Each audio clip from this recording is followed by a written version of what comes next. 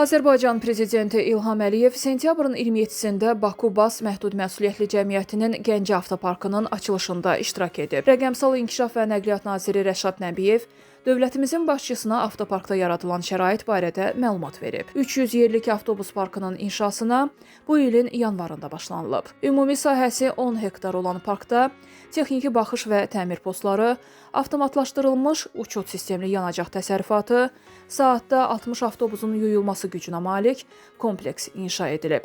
Avtobus parkının yaradılması ilə 675 nəfər işlə təmin olunub.